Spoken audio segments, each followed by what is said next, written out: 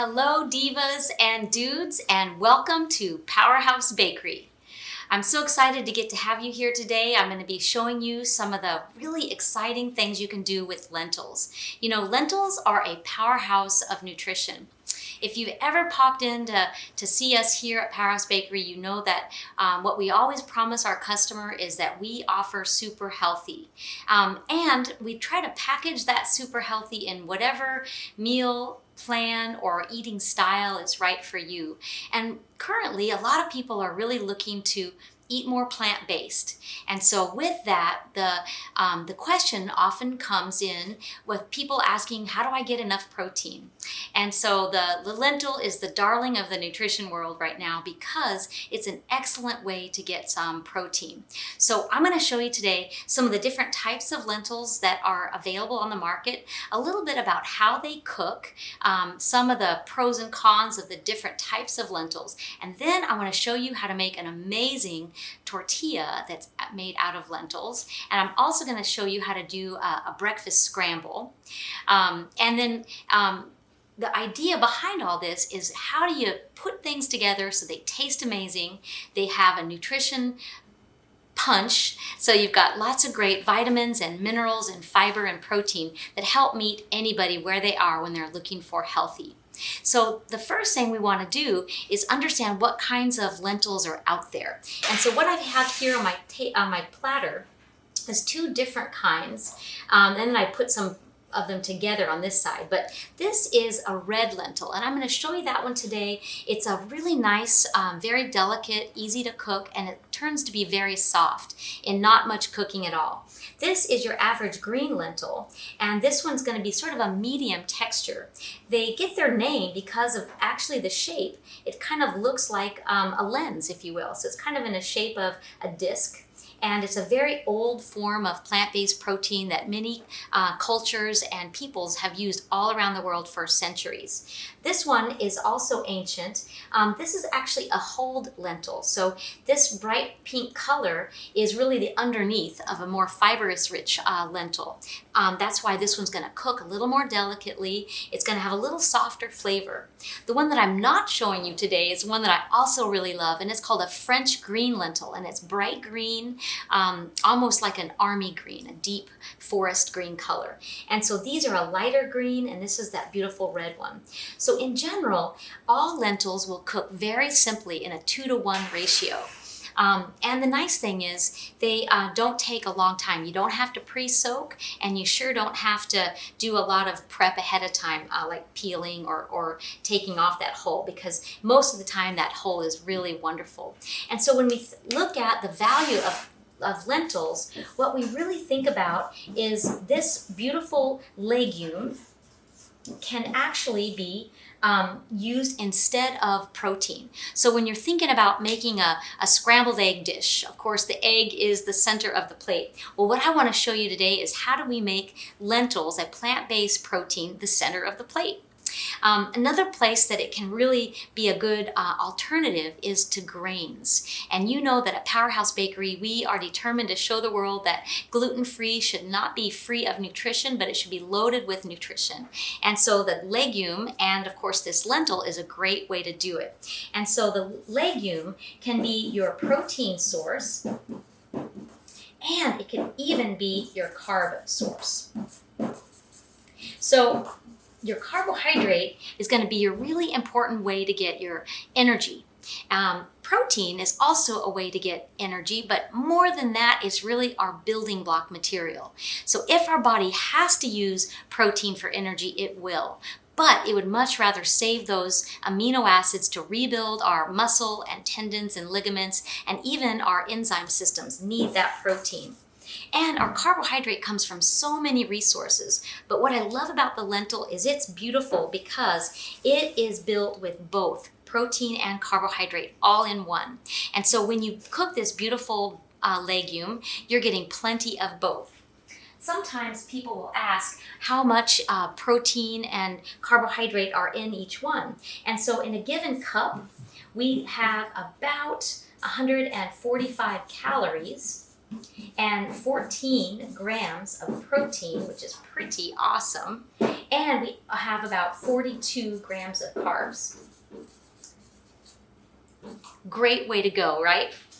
Let me clear my little notepad here so you can see. I'm going to show you some of the great minerals that are also in the legume family. So if you remember, legumes, because they're part of the bean family, they do have a lot of protein, which I've mentioned, and fiber. But what about the minerals? One that I really love to talk about is the roll down that I'm going to show you in the recipe. So it's coming. Folate is a really important one. And what we want to think about is, what does folate do for us? Well, if you are in the years of starting a family, we want to make sure you have plenty of folate to avoid any defects of your pregnancy. But for the most part, women that are past pregnancy ages think, well, maybe that's not as important for me, but it absolutely is. It's so important in our central nervous system and really building the most important part of our brain chemistry. So those neurotransmitters absolutely need folate in order to function optimally. So the other really important one is iron. When we're looking at athletes and we're looking at folks that really need plenty of iron in their blood for carrying oxygen, super important. We want to make sure that our bodies are rich in iron. Now, if you're eating animal products like beef, you've got no trouble, because the iron that happens in beef is very easy to absorb and digest. If you're going plant-based, though, it's a little bit more challenging. So we definitely want to find foods that offer iron. And there you have it. The lentil is a great source of that. So in addition to folate and iron, the other one that's really interesting is manganese. Manganese is one of those minerals that we need a very small amount of. Calcium is another one. But even though we don't need a lot of them, they're still super important, not only for neurochemistry, but also for our immune system. We want to make sure that we've got plenty of magnesium and calcium, and not to mention thiamine and potassium. And potassium. Now, something that's interesting, I often hear people asking me about the phytates that are in beans and legumes. If you've ever heard of the FODMAP diet, that is one that says phytates are something we want to avoid. Phytates are really just the acid form of storing phosphorus. We know that we absolutely need phosphorus. Very important. So the main thing we want to do is not get too much of it. So it's important that we make sure we have a balanced diet. Now, the good thing about phosphorus, manganese, even calcium, they are going to be water soluble. So the way nature has made it is that if we have too much of one of those minerals, well, our body can just get rid of it, can pee it out. The phytic acid is a storage form of phosphorus, and that's really important because it not only turns on our DNA, but it also turns up our immune system. So we do want to have some phosphorus that's in the storage form in our bodies. And so phytic acid is fine. If you get too much of it, usually our bodies can get rid of it in the normal way. But phosphorus and calcium and of course iron are super important. And of course what I love is that lentils are fully loaded. We can get all of our US RDA, or our recommended daily allowance of these minerals, in 2 cups of lentils per day. So that's not too hard to do. So the question is, how do we cook the lentils and how do we incorporate them into some of our wonderful menu items so that our family will like them and it'll be a great way to add some nutrition to our day, especially if it's going to be plant-based. So let me show you. The first thing I want to kind of remind you of is my absolute favorite, which hopefully you saw my video. My absolute favorite way to add in interest and intrigue into any diet or meal is in some beautiful herbs. So I just picked these from our garden outside of Powerhouse Bakery, and I wanted to show you how I store them. So I have a damp paper towel. I slide it into my bag, and then my fresh cut herbs just go right into that Ziploc bag, and they stay for at least a week. It's absolutely the way to go. So Ziploc bag, give it plenty of room, and make sure that the paper towel is moist. And what's nice is if you want to pre-wash your herbs, say you don't have as much growing out in your garden and you want to purchase them from H-E-B, then you would wash your herbs and then put them into your towel, into your bag with your towel, but it can be dry. So don't wet the towel if your herbs are wet. You got it? Because the idea is you don't want your herbs to have a lot of moisture on them. We want to keep them dry, but in a moist environment. That way they can keep really fresh and fluffy and beautiful. So I'm going to be adding my beautiful herbs to my dish. So the other thing is lentils are pretty bland on their own. And so when we go about making a base lentil dish, we want to add lots of pizzazz. So that's where some peppers and some herbs are going to really come in handy. When we begin to make our base lentil dish, that's when you want to start with a good Himalayan sea salt and maybe some herbs. So the idea is once you have them all cooked, now you've got some fabulous leftovers that you're going to be able to do some great things with. So here's an example of what I've done with cooked lentils. I've mixed them in with some quinoa, and this just goes right into my fridge and it's a great leftover. I love this perfect little snap lid, and so if I cook lentils one night and I want to save them for later, I'm going to use this little snap lid and they are going to last in my fridge for at least a week. So remember that when you're putting a snap lid on something that you want to preserve for at least a week, make sure that everything's very cold and then you put an airtight lid on it so that you don't let the moisture occur on the top of the lid. That's when you start to get mold growing. So don't put anything into your fridge warm, especially if it's got a snap lid on it and it's airtight, because then it starts to grow mold. So if it's still warm, you're gonna leave the lid askew, and that's how you put it in your fridge. And then when everything is really cold, make sure there's no condensation, and then you get a tight fitting lid and it'll last really well. Okay, so this is going to be one of my add-ins, and so, you know, setting up your refrigerator is so valuable because you want to make sure you've got a good mix of things to pick from when you're going to do a meal. So you can open your fridge and say, okay, what do I want to mix and match today? So having quinoa, having cooked lentils, and look what else I have on my table here. Some absolutely beautiful roasted potatoes, a great staple to have in your fridge. They're perfect to add into cooked lentils, and I'm going to show you today a great way to add these potatoes to a scramble, a lentil scramble. Just kind of like maybe if you had tater tots in a regular breakfast, or maybe some other type of potato. They work just fine in this same setup. And another item I have here is some cooked veggies. This happens to be some eggplant and peppers. So my ratatouille is going to be a fantastic stir-in with my lentils. And of course some fresh berries. I love to add in fresh berries. So think about lentils being very similar to oats. You're going to cook the grain, but in this case it's a legume, and you're going to have some base flavors on that legume, and then the sky's the limit. All kinds of great things you could add to it to add differences in flavor and a little texture variation. You always want to try to add in a little bit of citrus. You want to add in a little bit of savory and a little bit of texture variation to make any dish really come alive. Of course, I love my greens, so in addition to the beautiful herbs, we always could add in some baby kale and spinach, again to add some great texture, not to mention some extra nutrition.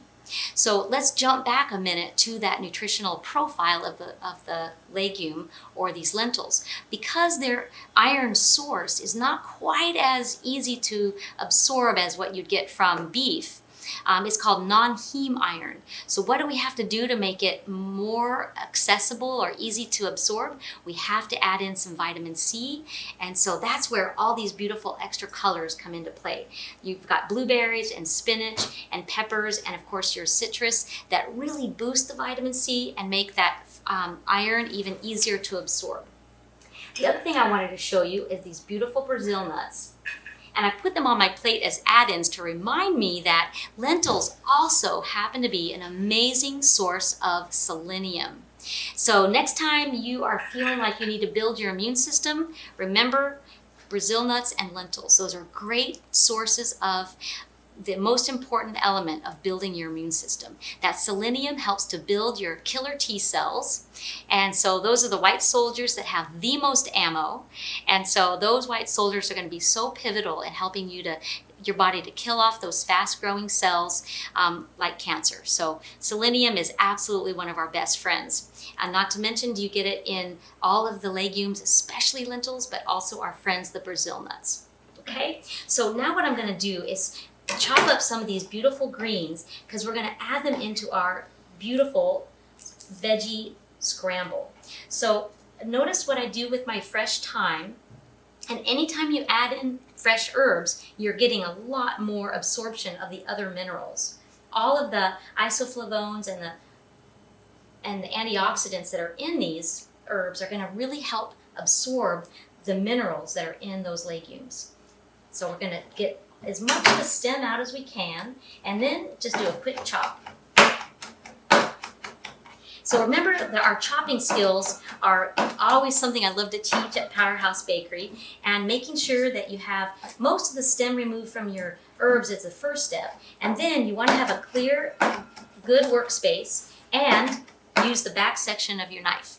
Now I just bought this new knife, and my husband's gonna laugh because he knows I started working with this and I came home and I had like 3 Band-Aids on because it's so sharp. I've never used one like this. It's ceramic, and I bought it because it was supposed to keep its blade, which is probably true. But again, I'm only used to having stainless steel knives, but this has been interesting, so I'll have to keep you posted and let you know if it's actually worth its investment. It was about a $60 knife, but if we don't have to sharpen it for 3 to 6 months, maybe it'll be worth its weight.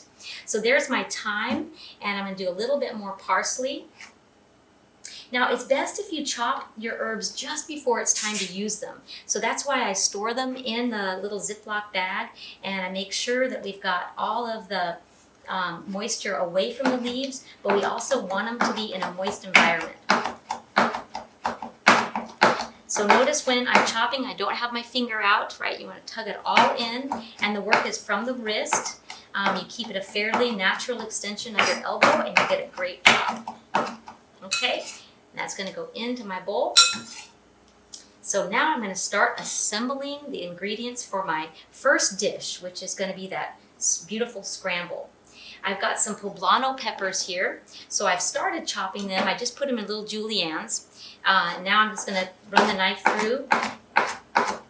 Now this knife is different too, because notice it does not have the normal rocking shape that a French chef knife has. It's a little more angular, and so again, knives are something that people really start to have favorites, and it kind of just works with your own style. So there isn't a right or wrong.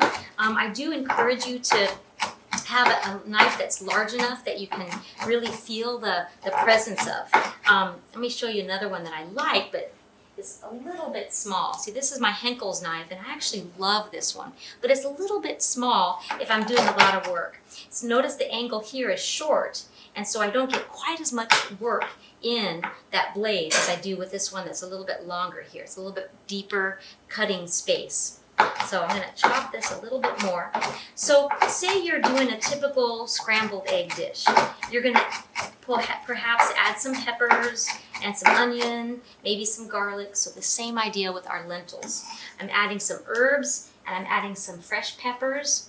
Now I also have some cooked peppers. So if you want your peppers to be a little bit softer in the final dish, you could use pre-cooked ones. And these are fabulous. Again, keeping these in your fridge so you can open the fridge and just kind of pick through what you have is the way to go. Same idea, store them in a little snap lid, and you'll have them ready for your next cooking strategy. Okay, so now my potatoes are actually a pretty good size. I'm going to just run my knife through them just slightly so that I get some of that bright color popping out. Now I season these potatoes with some of my favorite spice blends. This one is the Curry It Up, and I also use the quinoa spice a lot in the potatoes. I think it's just a wonderful, soft flavor. The quinoa spice has sage and smoked paprika and a little bit of thyme. And then the Curry It Up has some of the sweet flavors. It has some cardamom, coriander, and of course some turmeric. See how pretty that looks? So it's a nice color, and we want the bite-sized pieces. It's okay to have some different sizes. Notice here in my bowl, I've got the small dice, and then I've got a little bit bigger piece, and that's going to be just fine in the mix. And so now I'm gonna, again, pull it out of my fridge. I've got my already cooked quinoa. I've got some lentils in there, and I'm gonna add that to my scramble. So I'm gonna pretend like this is the protein or the meat section. And if I wanted to add even all lentils, I could absolutely do that. But what it's gonna be nice is this is gonna turn into a beautiful stir fry. I'm gonna add a little bit of olive oil. And I've got one more secret ingredient that I'm going to show you. Right after I finish sauteing this, I'll probably add in my beautiful ratatouille as the little filler for the side section of that beef scramble.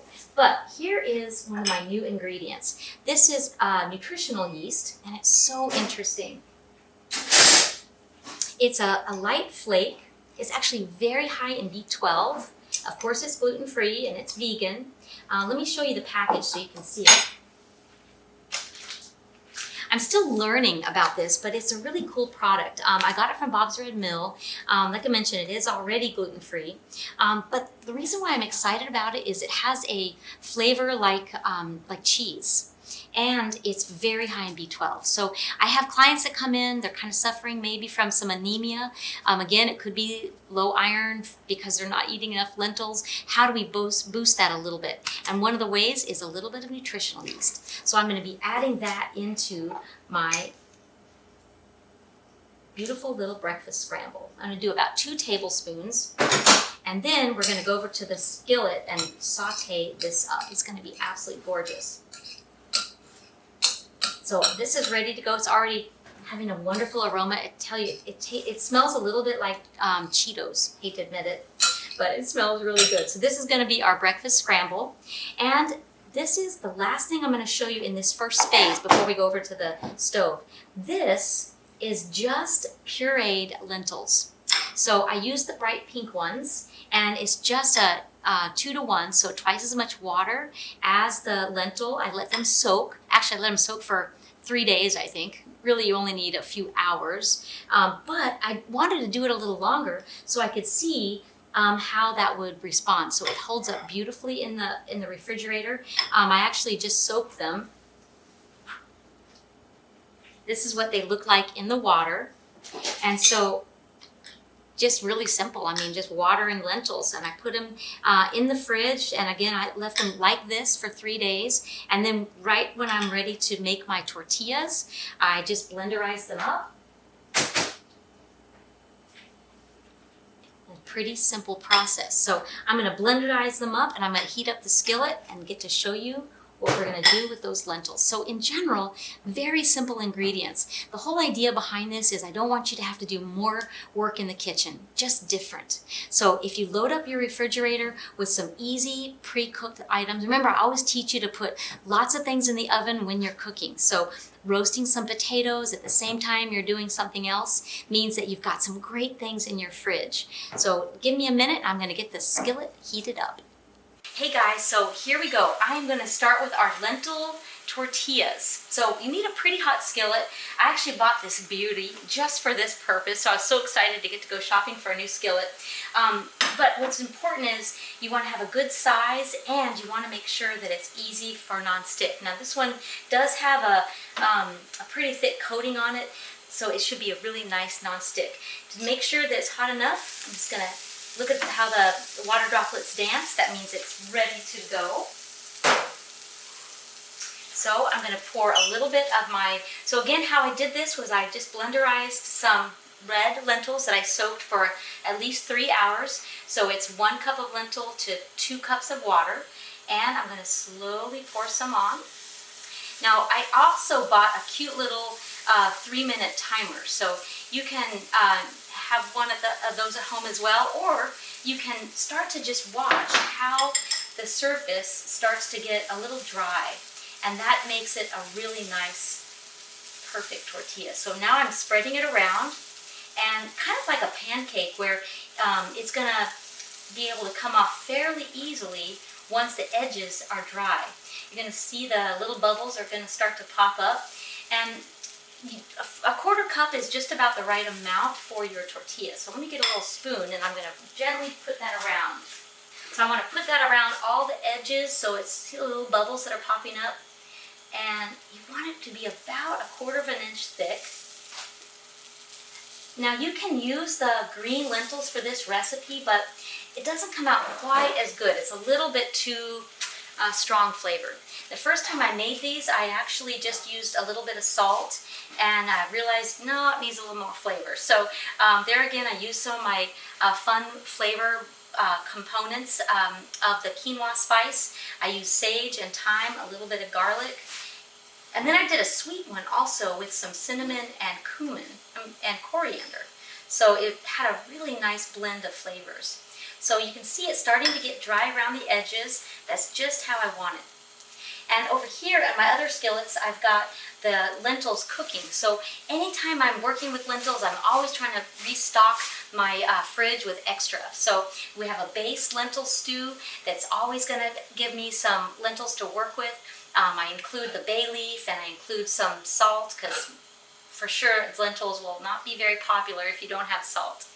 So notice it's starting to get a little bit dry around the edges. That's perfect. I don't want to, see if I try to get it too quickly, the edges will still be sticky. So I'm going to give it another 30 seconds or so. Just like with pancakes, you don't want it to go too fast. You have to be patient. I'm going to get my handy dandy spatula and I'm going to lift them right up. And I also got this really cool spatula because it is very good on a non-stick and it's heat tolerant. So definitely tools of the trade matter. Look how beautiful it just slides right off my skillet. So I'm going to lift it up and over and it's perfect. Now don't flip on me. Okay, we're going to have to try that guy again. He cracked. But if I was really gutsy, I could have done my flip and it would have come over and landed perfectly. But it's going to be so nice. Look at the nice gently bubbles that have popped up there, and it's just a nice gentle crunchy layer. I'm going to give it one more try. So in between your tortillas, you do have to let it get hot again. So if that one worked out perfectly, I'd still slide it off and give it another 10 seconds so that it's going to have plenty of heat on my skillet. So same process, I'm going to drop it in, about 1/4 cup, and with the edge of a spoon or your spatula, just going to gently spread it all the way to the edges. And the bubbles are starting to come up. Now, your temperature should be medium-high, so it should be a pretty hot skillet. See how those bubbles are popping up? That's exactly what we want. And again, if you wanted to add flavors, it's always fine, but be careful about adding sugars. If you added sugars, it would burn a lot faster because that changes the cooking temperature. So just the lentils, salt, and spices are absolutely the way to go. Don't use the darker green lentils. The yellow ones or the pink ones are definitely the best. And if you have a nonstick spatula, that's the way to go. And make sure every time you pick one up, it's clean. So you want to use your napkin or towel and keep it all clear of any crumbs because that will also impede your flip. So now I'm going to check it. See, it's still a little bit sticky. If you have an egg timer, that's a great way to do it too. You can do half of the time for each side. So notice this, it's coming loose all around the edges, so I know it's getting close. You can see how the edges are starting to dry and all those little bubbles are popping. All right, ready, and up and over. Bam, got that one. There we go. So it's another 30 seconds or so, and it's gonna be a perfect tortilla. The best time is to eat these right after they come off the skillet. So if you have your family waiting, you can have your beautiful lentil batter ready to go in the fridge, and they can be waiting with their lentil breakfast scramble, and you can plop one of these on each of their plates as they come off the griddle. So enjoy. Okay guys, so here we are. I'm getting ready to do our breakfast scramble. Plant-based nutrition, just a bunch of protein from our beautiful lentils. What I've got here is some ratatouille that I'm going to add in, and I've got my beautiful blend of lentils with a little bit of quinoa. Oh, we love to hear that sizzle. We know our skillet is just perfectly ready. And I'm going to add in a little bit of my ratatouille.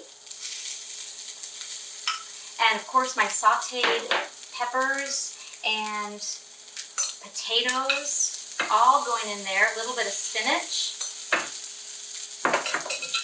And once I get them stirring just a little bit, I want to toast them before I add in the oil.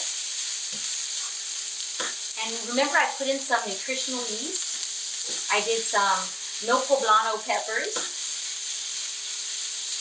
Look at how pretty that is. A little bit of peppers that were already cooked, as well as some that were raw, so I get a little bit of a crunch factor in there, and the beautiful potatoes. So it's such a nice blend. I'm gonna let it get a little bit brown on the top, which is right now the bottom, right? So all that good heat is getting us a nice texture variation on the bottom. And then I could add in my nuts and of course my final herb at the very end. So I'm holding these. Once I put it on the plate, then we're gonna have a beautiful way to display this and do our finishing touches. So I've got plenty of herb in here too, because I already seasoned my lentil stew as well as my quinoa. So it's just starting to look like a little scramble dish, which is exactly what we want it to be like. I can also add in some of my mighty seeds. So a little sprinkle across. There we go. It's almost ready.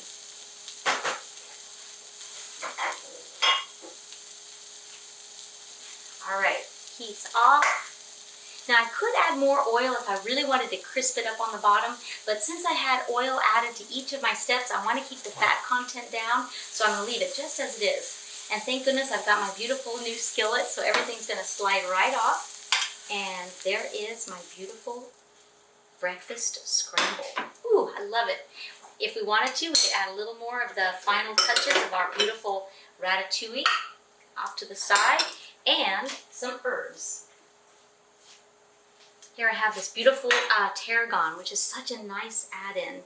So remember, whenever we do layers of flavors, it's so nice to have an extra little touch. So you have the layer of flavors that we cooked the lentils in. So the quinoa spice had sage and oregano and thyme, a little bit of smoked paprika. We've got peppers in there, and then we've got a little bit of Himalayan sea salt.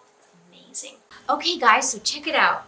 We are getting ready to do the actual presentation of our beautiful lentil scramble. So what I've done here is I put together the potatoes and I sauteed in some spinach with our already cooked lentils and our already cooked quinoa.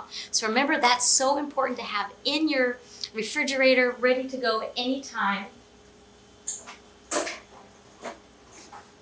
This beautiful little container, and I just love the fact that we just get to throw it into the skillet and add in your add-ins, and this is the final product. Doesn't that look amazing? So this has 14 grams of protein, 138 calories, and about 42 grams of carbs and 3 grams of fat. Pretty low. And here it is as a tortilla. So I used my lentils to make this beautiful tortilla. I filled it with our egg scramble. It's actually our lentil scramble, and then just garnished with some beautiful berries, and that's just such a special way to go. And if I also had some of my ratatouille in the fridge, I could just add that to my side and dip it in with my tortilla, and it would be amazing for a meal. Now these do hold together really nicely. This one tore a little bit, but if you heat them up, they're so perfect. So bon appetit.